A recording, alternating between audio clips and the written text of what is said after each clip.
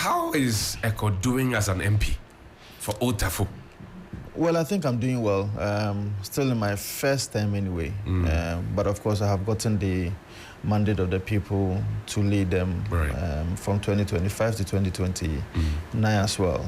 And so I think so far so good. It is on the basis of my commitment to them and delivering on the social contract that I signed with them that they gave me a second term. And so I believe so far so good. They are expecting much better, which I have committed myself to do for them because they have given me that mandate to be in Parliament to represent them, and that is an honor. The only thing that I can do to support them and to prove that indeed the leadership mantle that they gave to me has been dutifully delivered is for me to also make sure that I better the loss of the people, as I've already been doing. And so I don't think there's much to be worried, except to say that there's more room for improvement. You filled the big shoes of the late MP. Young man, taking on a big post like this, with all the experience that Dr. Akutose had. How did you feel? Well, it has not been easy, especially from the spheres of Parliament. But I always say this. When Dr. Anthony Akutose was given the opportunity to be the Member of Parliament for Assafuah, in 2004, you know that constituency was carved out of the Swame Tafo constituency. And so he became the first Member of Parliament for Assafuah constituency. At the time, we did not know Dr. Anthony Akutose the way we knew him in 2012, 2016, 20. What that means is that he was given an opportunity to become the Dr. Anthony Akutose that you so much claim or admire him to be. And so the people of Assafuah also felt that that has been the tradition of Assafuah. And so they will always pick somebody who is not well known, but give him the opportunity to lead the constituency for some time. And he will become the doyen that they always want their Member of Parliament to be. And so I think that I am on that path. Hopefully in the next 12 years, we can have a juxtaposition as to my records and his records. But even with that in the constituency, I remember what he told me when I won my primaries, that I am a failure, or he is going to be a failure if I'm not able to do more than what he has been able to do. And I think that wherever he is, he will be turning in his grave with so much gladness, because definitely if you come to the constituency, I have done something better than what he did. Politics, law. At what point did you decide to get into politics? Were you born into a political family? Not really. I think that it all started from here. Somewhere in 2013, when I came to Accra for the first time.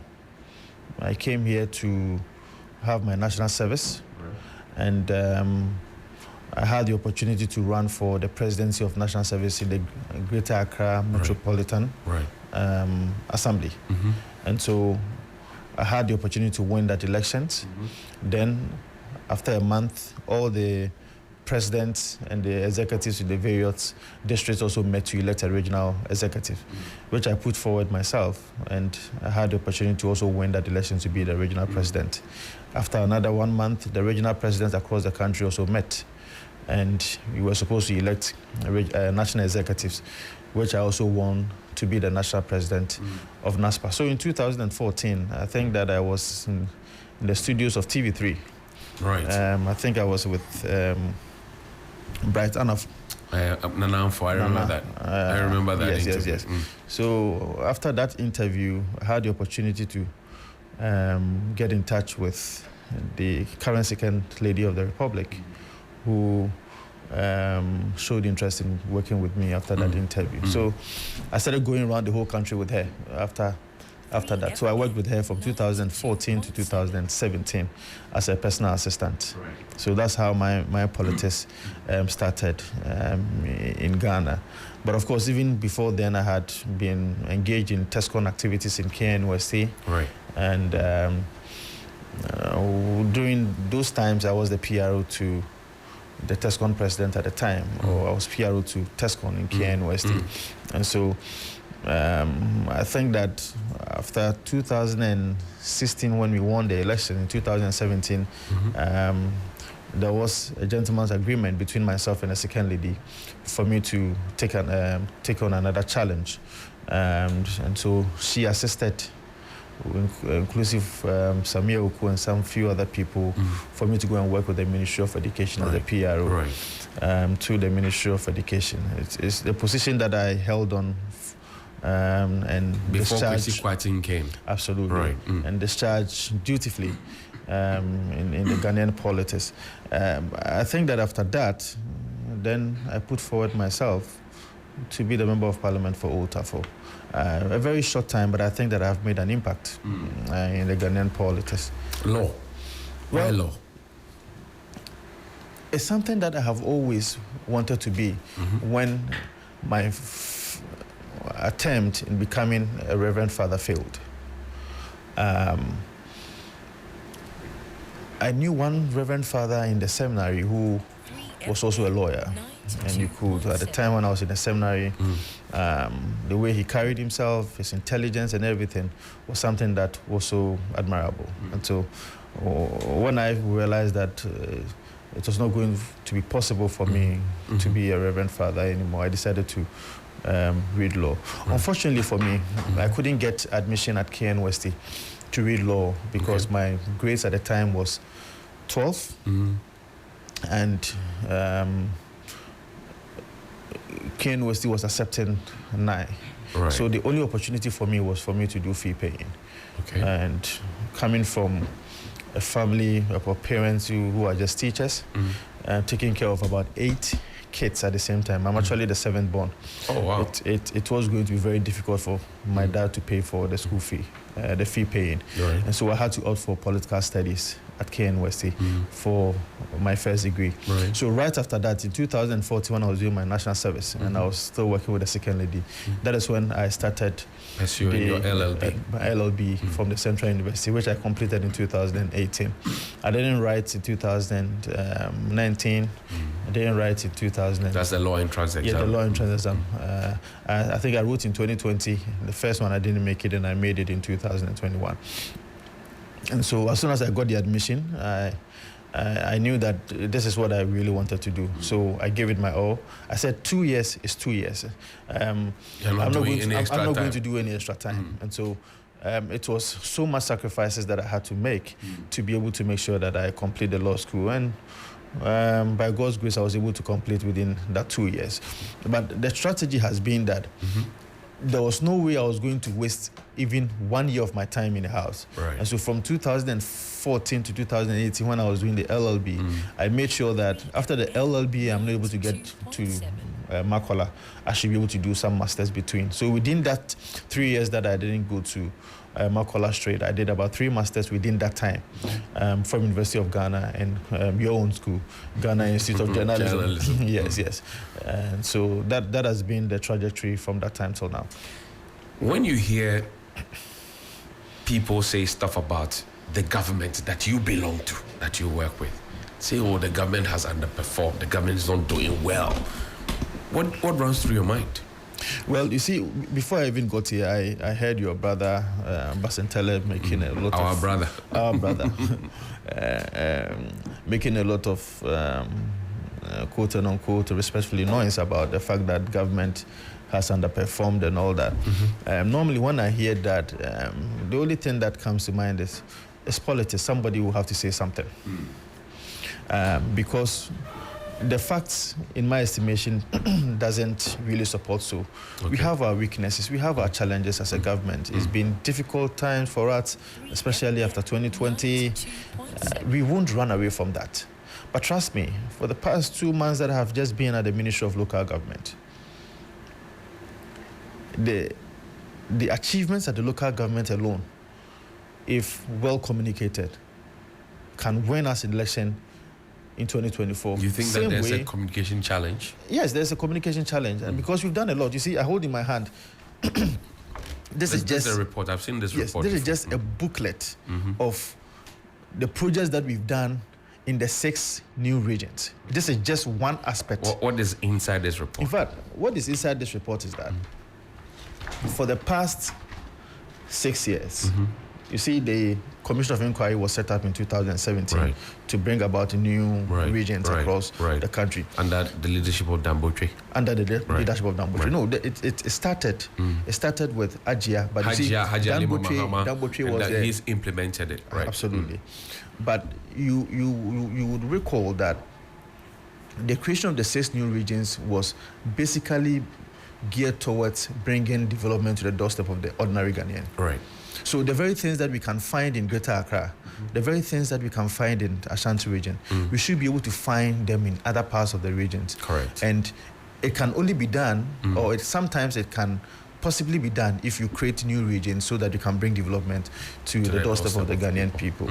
And so the creation of new regions, when His Excellency the President received about 6 petitions advancing reasons why there should be the creation of new region. In fact, this is the first time the Article 5 of the 1992 Constitution has been triggered. The Article 5 talked about the fact that at every point in time that the president or government feels that there should be creation or alteration or merger of new regions, then if it receives a petition, then it will set up a commission of inquiry on the advice of the Council of State.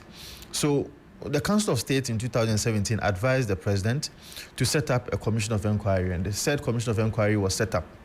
And they had, as part of their terms of references, to look into the petitions that had been sent to the president and recommend as to whether or not it is proper for these regions to be set up or otherwise. Right.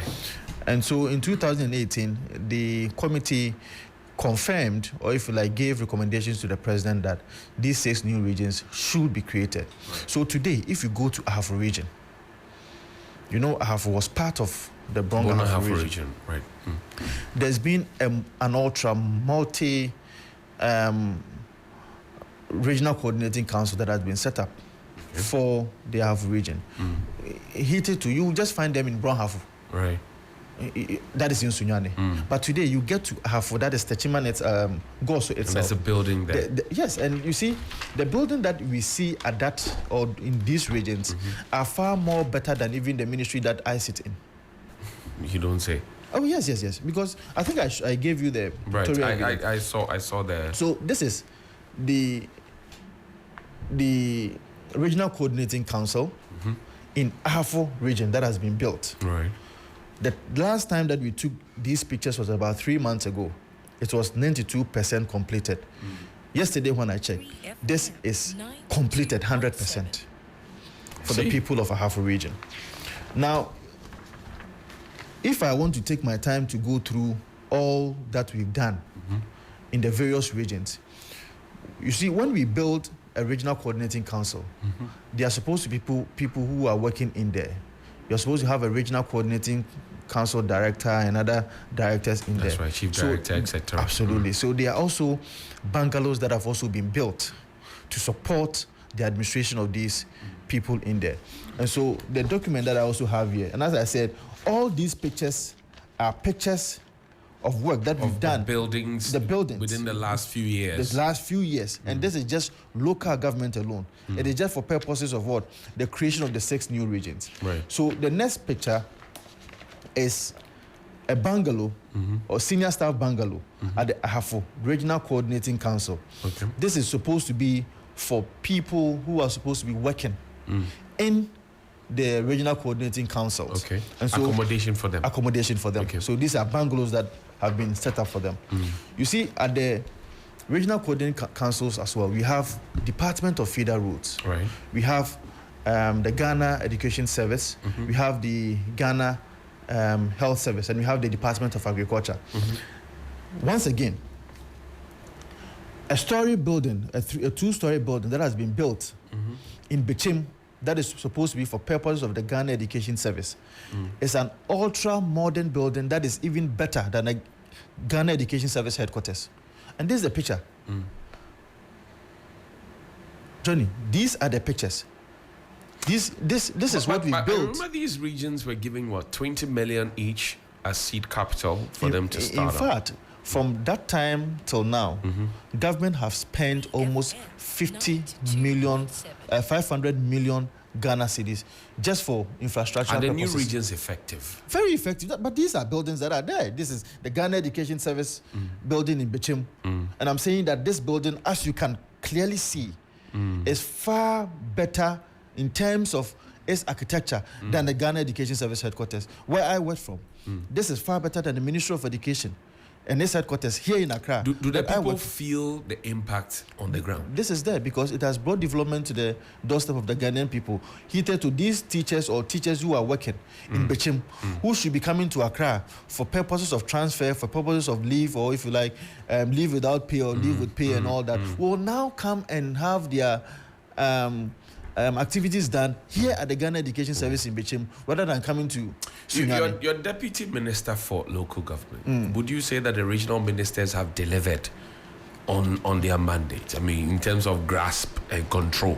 Why not? But that's what I'm saying, that when you create new regions, you cannot just start from day one to, as it were, achieve certain results. You need to build all the infrastructure. And that is why I'm saying that for the past 6 years, the infrastructure works that we are supposed to be doing is almost done.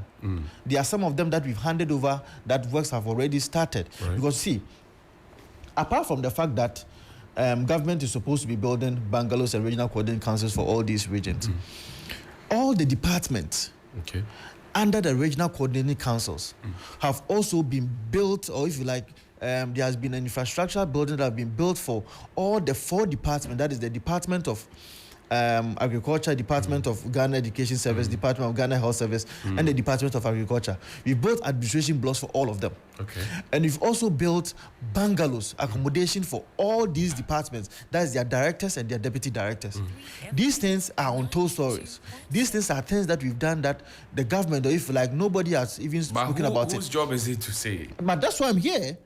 That's why I'm here as the Deputy Local Government Minister, to be able to make sure that we tell the people of Ghana and also diffuse the propaganda that Basintele and some other people have been saying that this government has performed woefully.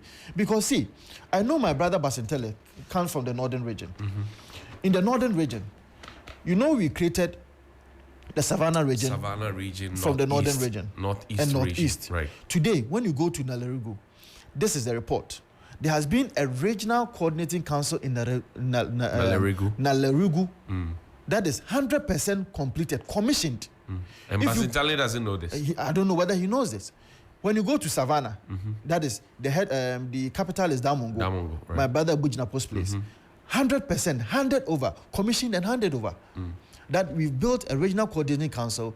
We've built bungalows. We've built administration blocks for departments. We've built administration blocks for. So if you have done all this, why do people still say you have not done anything? So that's what I'm saying. That now we are here. And this is an opportunity for us to be able to communicate to the Ghanaian people that indeed, if anybody says we've not worked, we've worked. You see, in all these new regions, there should be an administration for even the police. All these 6 new regions, we've built 6 new regional police commands for all these 6 new regions. In the new regions. In the new regions. And apart from that, we've also built bungalows for the police commanders, that is their deputies, and we have also built blocks, and all these informations are here. You see, if you open to some of the pages, you see that this is a senior staff bungalow for Department of Agriculture, as I was talking about. Right. This is done, completed. This is a 2-story administration block for Ghana Health Service, Shidium. See where this building is. An ultra modern building but that is far better. Sand gathered in front, or heap of sand. No. You see, it is almost that's what I'm saying, that at the time that we compiled this report, that's about 3 months ago that we took this picture. This is now about 98 or 99% completed, because clearly the picture shows that it's a building that is almost done. Breaking the 8. Are you sure of breaking the 8? Yes, we can break the 8. Why cannot? Why can't we do that? I'm asking you. Yes, we are going to break the 8 because we are going to now let the Ghanaian people know the kind of work that we've done. Look at your fuel prices. Look at your exchange rate. Look at the price of food in the market. Is that the only determinant of a performing People are hungry. government? People want to drive. People want to use electricity. Everywhere. People are hungry everywhere across the globe. People are hungry today. The multi-dimensional poverty index that the Ghana Statistical Service did just last week, when you index that with that of US, US is having more than 37.5 million people who are living in poverty. More than 37.5 million. That is even more than the total population of Ghana who are living in poverty. So people are hungry everywhere. There's poverty in Ghana. There's poverty in Burkina Faso. There's poverty in the United Kingdom. There's poverty in the United States of America. But the point is, what have we been able to do from 2020 to 2024 that has reduced the poverty index? Where the Ghana Statistical Service... But if people can't feed Ekow, they would have problems. See, let me give you this data. If my fuel is expensive, I will have problems. I agree, but let me give you this data. If I can't find accommodation, there's accommodation deficit, I'll have problems. I agree with you. If my unemployment rate is going past 15%, I will have problems. Johnny, these are realities on the ground. I have no problem with that. But if in 2020 you take Greater Accra alone, the Ghana Statistical Service data, as far as the poverty index was concerned, was that we had 22.5% of our people who were living in poverty. In 2020, 22.5% who were living in poverty. Today, in 2024, according to the Ghana Statistical Service, when they finished with their project, or if like their research, it has reduced from 22.5% to 11.7%. So if the 11.7% are complaining about the fact that they cannot buy fuel, they cannot buy this, they cannot buy this, or there's increase in prices of goods and services, it is okay. That is happening across. Is it okay? Why is it not okay? 11. Why can you say that you can build a system whereby you cannot have people who cannot buy but stuff, 11% who are is hungry, quite who on are the poor? high side, is it not? In 2020, it was 22.5%. Today, because of government intervention, government policies and projects, it has reduced from 22.5% to 11.7%. And you think that government have not done anything? This is according to the Ghana Statistical Service. The same Ghana Statistical Service is also saying that in Ashanti region, my own home region, the poverty index was 31.1%. Today, in 2024, as we speak, it has reduced from that figure to 18.1%. So I'm not saying that there's no poverty, but there has been a decrement with respect to the number of people who have been living in poverty from 2020 to 2024. And that is why there's a government, and that is why government will have to bring in policies that will deal with such challenges. Because you see, before now, when Ghana Statistical Service is embarking on any research to assess who a poor person is, they were using only income levels. But now, there has been a multi-dimensional strategy whereby we use living conditions, we use the health status of the person, we use how the person is able to access education and what have you. So that is why it is multi-dimensional. And Ghana Statistical Service has been able to create the impression for every Ghanaian to know that indeed there has been challenges that we've been facing as a nation. But over the period, government intervention as far as policies and projects are concerned has been able to help us reduce our poverty levels. And that is a very good way to go. So when I had the opportunity to give the keynote address at the time on behalf of your minister, I made an indication to them that I'm interested to know that the coming years, even if it is not going to be yearly, at least 2 years, every 2 years, this assessment will have to be done, which is going to serve as a benchmark to assess government performance in terms of reducing poverty levels that we have in this country. But trust me, the poverty levels that we have in Ghana is far, far better than what we find in the US and UK. You had cause to raise the alarm and tell your own party people, as a researcher, lawyer, MP, that look, the things that were used in the past, free SHS, they're not going to win you the election in 2024. Have you changed your position? I haven't changed my position. Why did you have to say that to them? Because we are in different times. We are in 2024, COVID and what have you. We need to be able to, you see, at the time, I was speaking to party people who needed to understand that communication was everything. Would they listen to you? They will, because why? If I visit party people in Germany, if I visit party people in US and UK, and these are Ghanaians who are having some sort of influence on people also in Ghana. And if they are not able to tell the US story, they are not able to tell the UK story, they are not able to tell the German story to the Ghanaians that we have here, then it means we have a problem. Because the challenges that we are facing now, it is not akin to only Ghana. These challenges are global. So if you are a Ghanaian living in US and UK and you are going through challenges, you are having difficulties with respect to increment in food prices and all that, and you are not communicating that for the Ghanaian people to also know that the challenges that we are facing as a people is not only Ghanaian, it is global. But you promise the people better. But I'm saying that the people in US also promise the people better. But if there is a force majeure, there is a force majeure that affected global people. It didn't affect only Ghanaians. Too many excuses with COVID, Russia, and Ukraine. We are not. So I'm just saying that why is US having 37.5 million people living in poverty after COVID? The people in Otafo, would they be happy with you? Why won't they be happy with me? Statements? They will be happy with me because they know that we have challenges. They know that these challenges was not my creation. This is a force majeure that no human being could have control over. But the point is that what have we been able to do from that time till now? And that is what should be a proper assessment of a performing or a non-performing government. What kind of a person is Nana Addo? Well, I think that he's a determined person. He's passionate about his people. He's passionate about Ghana. And if you look at his history over the years, as far as politics is concerned, he's been very, very passionate about everything that he does.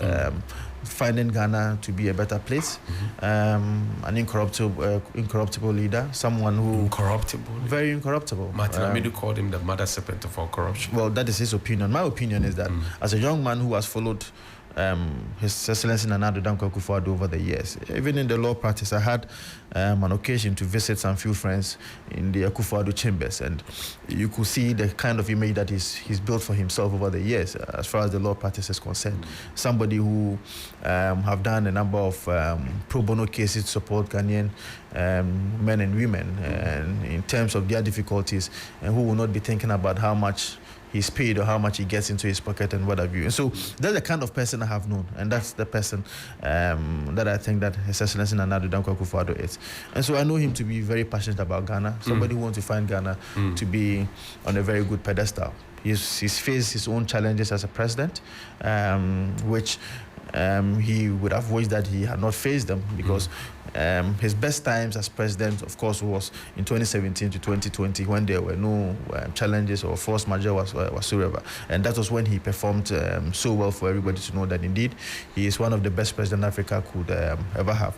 But of course, from 2021 till this time, there have been challenges, which he's trying so hard to be able to deal with them. So he's passionate about Ghana, and I think that he's doing his best for Ghana.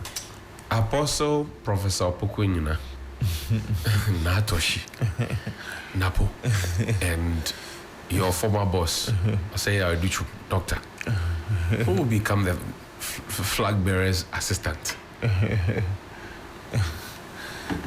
What do you think? I don't know. I'm asking you. Well, for us in the party,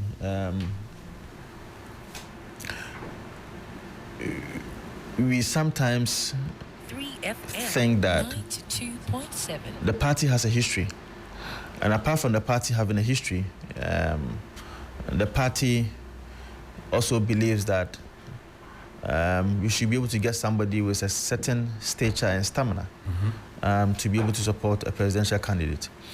Every time it brings about who should be chosen when it comes to being a running mate. We've always had people who are in and out politicians to be presidential candidates, both NPP and NDC, and both parties have had one exception. And the exception of the NPP is Dr. Mahmoud Bawumia. The exception of the NDC is J.E.A. Mills. These were technocrats who were brought from their field of work, their profession, to come into politics to support with their technical abilities. So when we have someone who's a technical person to be a presidential candidate, you need a politician in and out.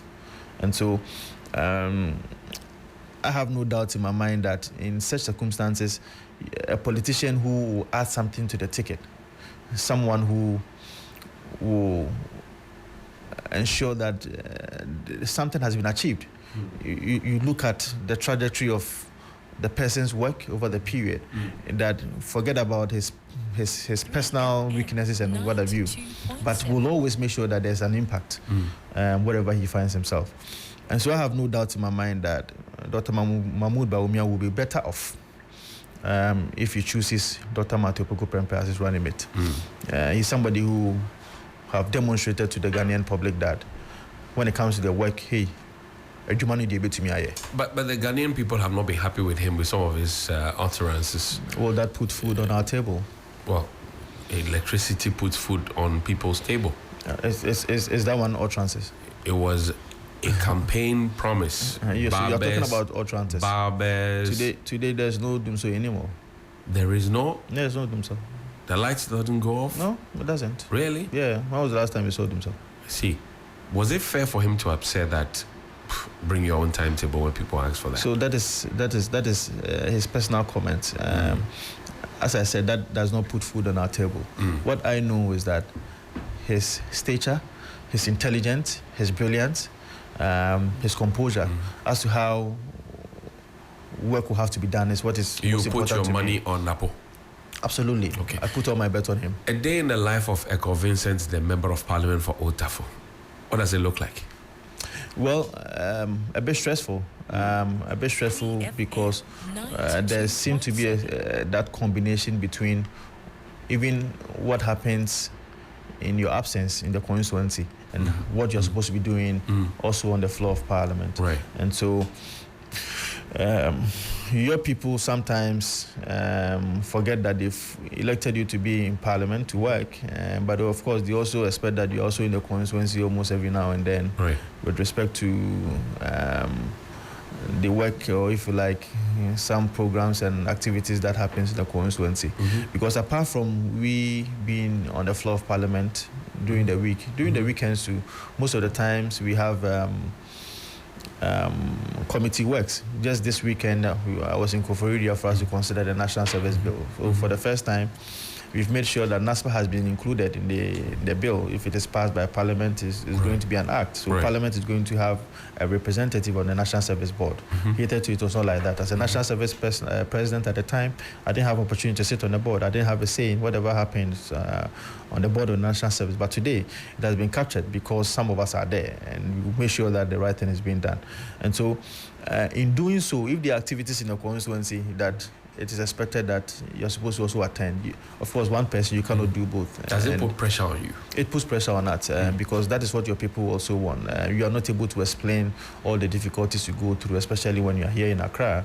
But of course, you always have to manage it. People have done it. People like Napo have done it. Seche Mensah have done it. Joe Osewusu have done it. So I think we can do it. There will always be challenges. Do you still serve on the altar? I still do. As a mass server? I still do. You still go to church and serve? I still do.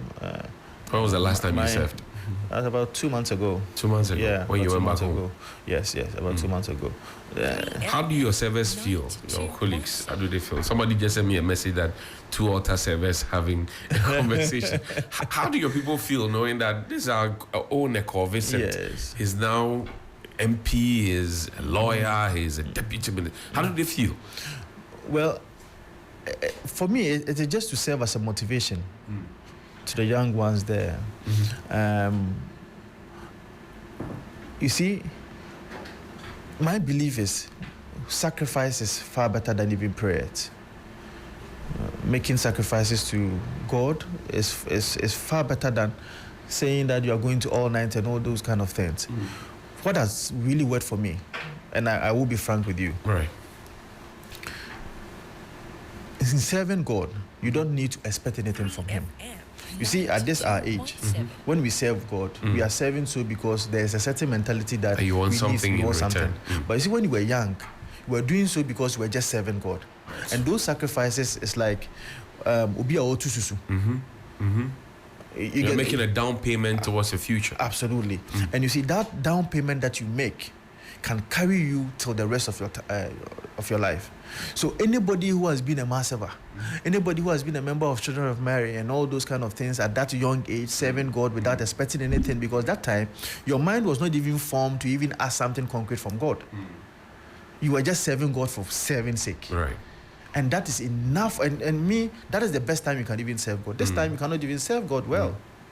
But if you are able to do that well for about 10, 15 years in your youthful age, that should be enough to carry you the next 100 years. I'm a future. What you say? What talk? And that should be enough for you. That is how come even now we still go home and make sure that we still serve God, because we know that it has really worked for us. Is Dr. Bawumia the best pair of hands for us as a country? Well, as compared to as compared to John Dramani Mahama, he's the best person for us. Alan Chamantin is also there. Oh no. Oh, what do you mean, oh no? It's not possible. Alan Chamantin, the political landscape of Ghana does not even allow him to be present. Says he will bring the seed to your home region. Well, we welcome it. You welcome it. Ekow, but you see, what are you saying? You welcome it. John Dramani Mahama so it's a two-horse race between John Mahama and Dr. Bawumia. That's what you're saying. What is John Mahama bringing on board again? You see, you ask Baston Tele what he understands, or how can he even explain 24-hour economy. Tell me what he told you. Tell me. See, if you're able to tell me something concrete that he told you about 24-hour economy, I'll give you 10,000 Ghana cedis right now. No, I don't take money from politicians. You tell me. I am in the frame. I can't see the photo. But you tell me what he told you here.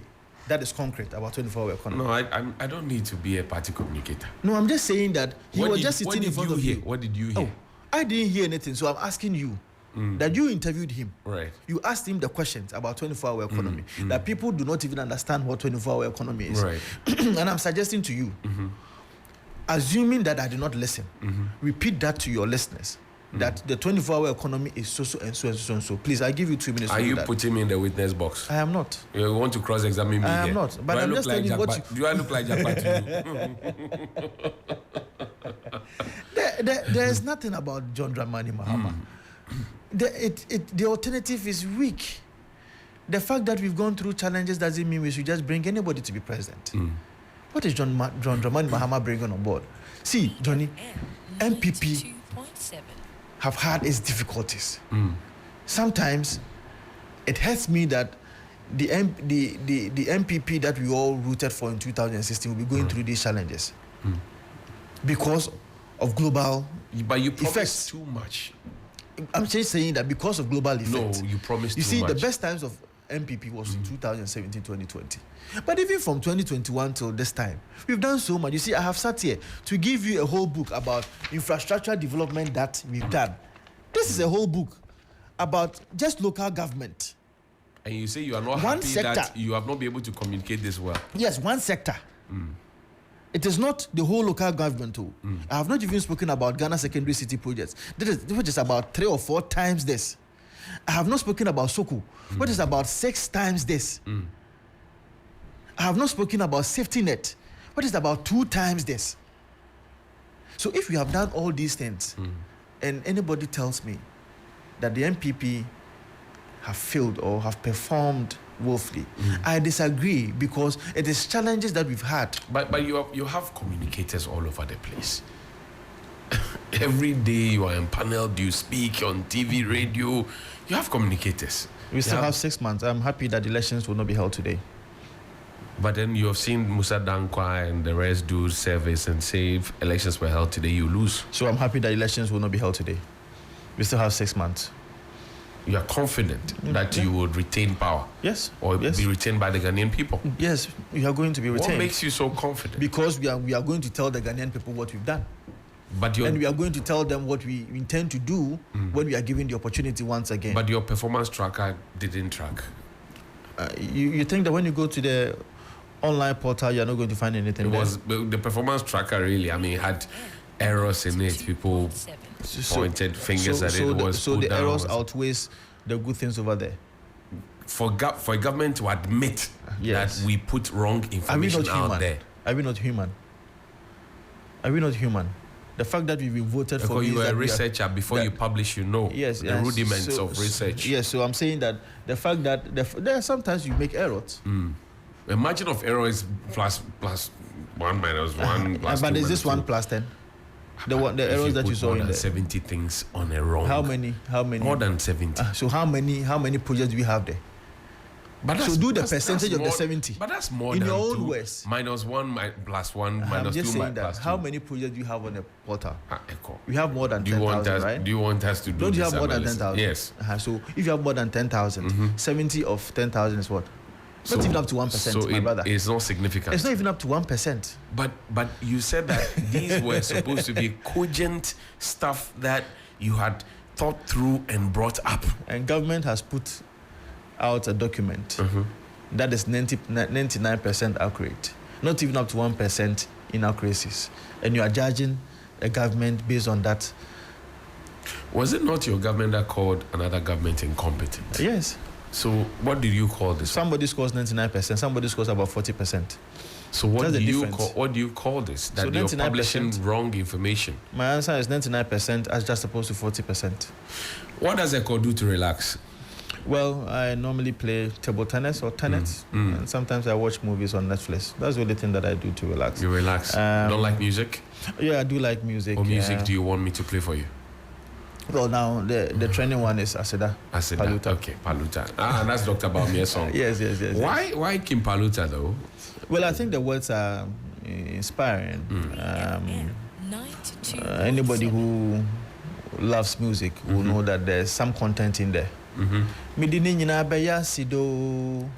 They spit on my face, so they block one way, so yo. Somebody spit on your face. They don't even regard you. But nyame na shirayen na shiwomo. So train mamia menso me train ma wo. Nyame na shirayen na shiwomo. So train mamia menso me. To sit in the bus with him, do you know? Well, unfortunately, that very time I was not in the bus. Okay. You know, it happened when he came. Always to been Kumasi. in the bus. Yes, I've always been in the bus. But that very time I was not in the bus because I ended my trip with him when he came to the Otafor Swami Constituency because I had other engagements here in Accra. My minister had traveled at the time, and so there were a number of engagements that had to come and represent him. But obviously, I think that Paluta probably was proud to have the vice president choose his song and demonstrate to the Ghanaian people that it's a song that he loves. And at Swami, when the song was played, I could see the happiness in his face. And I was just standing very close to him, and I realized that he loved the lyrics. He was not able to sing it well, so I was helping him to be able to sing it. And you could were see teaching the vice president to sing the song? Well, not really teaching, but I was singing alongside with him. But you could see that, he loved the song. His movement and everything showed that it was... People say he dances offbeat. Well, he's been academic. He's been very academic from infancy. So he doesn't dance? There are people like that who from infancy, it's all about book, and that has been Dr. Mahmoud Bawumia. Right. We've loved books, but of course, sometimes some of us will always make time to be able to have a bit of fun because Charlie, for chill. What I say, what would you want to be remembered for? Ekow the MP, Ekow the lawyer, Ekow the deputy minister, maybe going on to higher heights. But what would you want to be remembered for? Well, I want to be remembered for, in terms of the capability of every person, irrespective of your age and your background, that you can do it irrespective of where you are coming from. See, when people see me, they think that I'm from a very rich family. Right. Because of probably how God blessed me to be, or how I appear. So it is very difficult for people to believe that I'm from a very, very, very poor family. It's very people, unless you come to Otafor, you won't know and understand these stories. I see. It is very difficult for people to know that, yes, I once sat in the Otafor market with my mom for a number of years selling bread and donuts. This is a story out there in Otafor. People know it in Otafor. People know it in Otafor. But people don't know it in Accra. Yeah, people don't know it in Accra. They only see Ekow in Parliament, nicely dressed and they think good. that I have not gone through the difficulties. People do not even know how I had to work with my mom almost every Friday and Saturday, walk to Swami Magazine to sell bread before we can make a living. Because my father and my mom was taking care of 8 kids as teachers. And you know how teachers especially those times, and how teachers will have to struggle, living in one single room and with just a chamber that all the others, my brothers and my sisters will have to be living in the chambers. In the morning, then you take the beds and everything so that if there's a visitor, nobody will know that people sleep here. But of course, at the time, because my mom used to bake bread, esamun tomano, that is the grey baft. Yes, that is what we will sew for all of us to use to cover ourselves in the night. Oh. But people don't know this, and I have gone through that difficulty, but of course we don't talk. And when I hear all these things, I try to keep mute about it. But the most important thing is that we should be able to create that impression, and I should be remembered with respect to the fact that people should know that irrespective of where you are coming from, and irrespective of how people even see you, you should be able to make an impact even at a very young age. I entered parliament at the age of 29. I won my elections at the age of 29. And at the age of 24, 25, I don't know how old Basintella is, but at the age of 24, 25, I was on national TV defending our party. The people who in your party, usually they'll say there's a long line. You have to join the queue. Right. When you went to Otafu to contest under the wings of the late Anthony Okutos, a doctor, what did people say? That we also are too much? Yeah. So there were people even in Accra who thought, that seat should not be my seat. I'm too young and all that. But you should calm down and know what the people want. The people saw me grow. You see, every year, Stations of the Cross as a Catholic. Right. You see me with a crucifix. 14 stations. Yes, moving around the whole constituency as a mass server. The people saw. Every year I did so. And Otafu constituency is a very small place. Right. The people saw that. They remembered that. The people remember. Palm Sunday, they will see me with my bread. Right. You get the point. As a mass server moving around the constituency. On Easter Day. Palm Sunday as well. Passion Sunday. Yes. And you see, because of how Otafu constituency is that packed, at the time we had our stations. Otafu constituency was the Otafu Catholic Church was the only established Catholic church there. Right. We had to go and set up an outstation at Pankrono Estate. Right. So one Sunday, I will serve about 3 masses. I serve first mass at Tafo Estate. Then we'll come back to the main church, and I'll serve mass there, and I'll serve a second mass, that is the English mass. Right. 3 masses in a day. The people saw that. So if you don't know Otafu, don't sit in Accra and say whatever you want. But I know that the people of Otafu knows what they want. They want somebody who is part of them, who has been with them. They will say, he's a fancy boy. Yes, I'm a fancy boy. But like the chimpanzee who had the opportunity to take care of a kid, that the mother said, I don't want this kid, so I left it, or I left the child in the forest. Right. What the child had grown to know was how a chimpanzee lives, because he never had an opportunity to know human beings, even though the person is a human being or the child was a human being. So after 19 years that the child lived with a chimpanzee, he acted, ate, slept, and did everything like a chimpanzee. And I do everything like an Ashanti, because that is where I was born and bred. But of course the blood it's Fanti. It's Fanti. Ekow, now they say fine young man, the women will chase you. Do they chase you? Well, I don't know about that. I'm asking you. And they know me to be a reverend father or a monsignor. So I see, monsignor. We're wrapping up the conversation. So, if I ask you to tell me the key campaign message that the MPP is putting up, because Dr. Bawumia is now literally talking about coming to abolish some of the things that had been done by the government of which you're part of, and people say, we don't think that you should wait till you get power. You should actually do what you say you will do now. If I ask you to tell me the key policies of the government, what would you say it is? Going into 2024 elections. Johnny, you, assuming you are the president of the Republic today, you're more than 18 years. Right. You have a mind of your own. You have your vision, and you know where you want to carry Ghana to. You bring in people to support your vision. Is that the case? Your vision. Right. If there are suggestions that is in line or in tandem with your vision, you take them. There can be contrary advice or suggestions that may be good, but it may not be able to support the larger vision, because it will have to be moved in a certain direction. So Dr. Mahmoud Bawumia is the Vice President of the Republic of Ghana and not the President. He can only support the vision of His Excellency the President, Nana Addo Dankwa Akufo-Addo. Is he throwing Mr. Akufo-Addo under the bus? He is not. I have given you the basis that Nana Addo Dankwa Akufo-Addo has his own vision. When he decided to be president since 1998, he had his own vision. He wanted, or he had a path that he wanted to take Ghana to. Dr. Mahmoud Bawumia at the time was somewhere. I think he started being a deputy governor from 2001 or so. Right.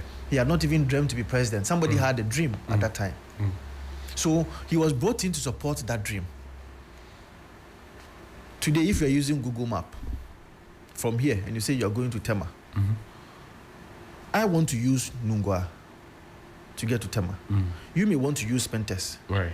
Your producers may want to use the motorway. Akufo-Addo thinks that I'm using Spentes to get to Tema. Bawumia may feel that let me use motorway to get there.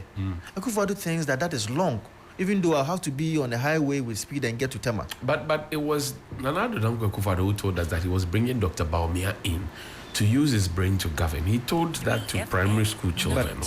But you see, you, the media, will be the same people. If Nana Addo Dankwa Akufo-Addo does not show leadership and shows that this is my vision, and says that everything that Bawumia says is what I'm going to use to govern this nation, you are the same people who are going to say that he himself doesn't have a vision. After 6 years of he himself governing, doesn't have a vision. He put school children together and told them this. He put school children together after 6 years and told them this. Yes, but of course, are you saying that Dr. Mahmoud Bawumia has not been of immense help to Nana Addo Dankwa Akufo-Addo's government? It cannot be that he will take everything hook, line, sinker. Dr. Mahmoud Bawumia has been part of the digital agenda of this country. As far as Nana Addo Dankwa Akufo-Addo is no longer talking about the economy, which is his first job. Because we people, or you people, do not understand that digitization is part of the economy. Ekow, what are you talking about? Oh, you think that digitization is not part of the economy? I didn't say, but I'm saying that if my exchange rate, my cedi to dollar, cedi to pound, cedi to euro. Is that the only economy? Is contemporary fuel economics? Prices. Is that the only economy? Contemporary economists that has not only talked about fuel price and those things. If you have a digitized economy whereby everybody can be put into the tax net, that is digitized economy. But that was what you said you were going to create with NAPCO. What do you call it? Revenue Ghana, and it didn't work. You think it didn't NAPCO work? ended. Yes, NAPCO ended, but you think it didn't work. You think NAPCO did not do any work. Today, if you go to the GRE headquarters, they will tell you that the sort of experience that these NAPCO people have gotten, it is difficult for... But you still owe them, Ekow. Yes, we still owe them, but I'm just saying that most of these people have also been recruited into the mainstream. And clearly within the shortest possible time, almost all of them will be recruited into the mainstream because these people have gathered some amount of experience that it is difficult or it is unreasonable to even allow them to go off the hook. Because the experience that they've gotten for the past 3 years is enough to be able to support this government to transform the economy. But you promised them permanency. Well, that's what I'm saying. I don't think we promised them permanency. You did. The president did in 2021. You remember that we said that NAPCO was supposed to be a transitional stage. That if anybody gets a job along the line, you can go on that tangent. Where were they going to get the jobs from? Are you saying that nobody was with NAPCO and got a job? I recruited about 2 or 3 people into the Ghana Education Service. I made sure that I helped people, about 2 or 3 of them, to go into the Ghana Education Service. There are people who also wanted to do their own businesses after they acquire some experiences there. So not all of them were going to be given permanency. But of course, I mean, quite a number of them have also been given that permanency. I know about 2 guys from the Spentes GRE office who used to work with NAPCO. Today, they are full staff of the Ghana Revenue Authority. But because of the experience that they garnered, and it's on that basis that today they are working with the Ghana Revenue Authority. Is Ekow going to win the election in Otafo? The experience that I have gotten in elections, if I won't win an election, I won't go. I'm saying this by the grace of God. I may be unassuming, and you may think that I don't know what I'm doing. Don't be deceived. It is going to be very difficult for me to go on an election and lose an election. So you're going to win? Oh, I'm just telling you that. Why? Did you follow Otafo elections this time? I did. Everybody thought I was going to lose. Right? I won't go for an election and lose unless I know that I won't win. I won't go. If the MPP wins power in 2025, what would you want to do to help the government? Well, that should be the determination of Dr. Mahmoud Bawumia. Say he puts the blank check before you and says, sign what you want. What would you say? Well, I will have to engage him to know the direction that he wants to take, respect to his ministries and all that. Then when I know, I will see my capabilities with respect to law, with respect to economics, with respect to public administration, and see. We are also gathering some experience at the local government ministry. Right. It will depend on him to see where we can support him. I know that in his government, he wants to make sure that there are a number of young people who can bring their expertise and their knowledge to support his administration, especially to support the digitized agenda. Right. There should be people in cabinet who should be able to know the modern day trend as far as building an economy is concerned. And I think that is something that he is also looking forward to. Anybody who intends to serve in Dr. Mahmoud Bawumia's government should start learning how contemporary countries are being built on digitization, on modern trends of ICT and what have you, to be able to support our country. You go to these developed countries, you have 80-year women, 80-year men accessing their phones and using it for all other services and all that. In Ghana, it's difficult to find 80-year-old men and 80-year-old women, especially even those who have had formal education. My father, who have had formal education, I had to sit him down and school him through. In the outside world, it is not like that. So people have even had formal education here, but cannot use simple technologies to be able to have their daily activities. We hope that in the next 20 years, by the end of 20 years or 30 years to come, we should have been able to develop to the point whereby older people will be using phones and other technology to be able to live their life. Gawucho says, Johnny, tell my friend, Honorable Ekow Vincent, that he promised a lot in Tafo, especially Azaria School, Park, but nothing to show. He is our childhood friend and we played football together. That's why we campaigned for him to win power. But this time, dear, we won't make that mistake again. Simple. Orlando is beating him from Saudi Arabia. What do you say? This is your friend. I taught from Azaria's senior high school. Oh, you did? I taught elective maths and commerce there. Something that people are also not aware. So I have most of my students also now being medical doctors, teachers, and all that. That Azaria school is about 40 or 50 meters away from my house, my family house. Right.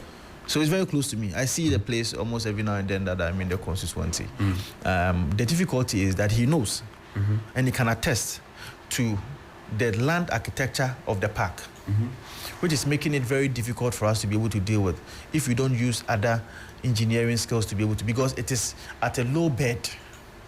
Right. That when all the rains and the drains and all those things are coming from the Zongo and the Tafu areas, it finds its way around that area, which is very difficult for us to be able to deal with. So you cannot just use resources that you use to build the normal AstroTurf to build the AstroTurf at Azaria, which has made it very difficult. In fact, initially, I was committing to use my common fund to be able to do so. But of course, when the assessments and the analysis was made to me, that was very huge. And I realized that I may have to take my time and find other means to be able to do that. Ghana Gas is there. Now, before God, I am with the Ministry of Local Government. DSCF is also there. When there are opportunities, you'll be able to bring it to Azaria and Pankrono. To be able to support the AstroTurf. Now that I know that your people in Otafo are listening, give them a message. Well, the message that I want to give to the people of Otafo is that they've known Vincent all this while. Vincent has been their son, has been their nephew. This confidence that they've reposed in me is not taken for granted at all. It's just a sign and a show of love and gratitude that they've given to me. The only thing that I can also do for you people is to make sure that I ably represent you well, so that I don't also disgrace you. One thing that you people are not going to be happy about is having your member of parliament who is not able to discharge his duties here in Accra and also in the constituency, which will not bring you any kind of glory. We will strive to do the best that we can to represent the people of Assafuah constituency, and more so the difficulties that most of you go through with respect to lack of facilities, or if you like, lack of resources to be able to support education of some of your wards and some of the young men and young women there. You know that I'm doing that. It may not be adequate because most of you know me and most of you come to my house because you know where I am and where my family is. We hope that we should be able to do more for you. Today we have a Pankrono police station that we've built for you. It has not been commissioned. I hope that in the next 2 months we should be able to do it and commission for you. In fact, it's a police station that I built with my own resources. Wow. That is not government. Okay. It was my commitment to the people of Pankrono because from 1992 they've supported this government for so long, but they've not been anything tangible for them to be able to hold on. So you decided to do that? I decided to do that for them, and within the next 2 months we should be able to commission it. There's a lot of insecurity, or if you like, security issues in Pankrono. That's about 4 months ago. That means that if the MP and his relatives do something bad, the police cannot arrest because you built them an office. That's not true. In fact, my family have had a very good record. My father used to be the Asoripenyi in Old Assafuah Roman Catholic Church. In fact, until just about a year ago, he was the president of all Catholics in Ashanti region. That is the laity director. Right. And so my family do not have any bad record in Old Assafuah. And I don't think this is the time that we are going to change that. Ekow Vincent Assafuah, lawyer, politician, and also researcher and deputy minister for local government. Johnny Hughes. Thank you very much for coming. Thank you so much for having me. It's a pleasure being here. Great. And let's say happy birthday to a few people before we go. Happy birthday to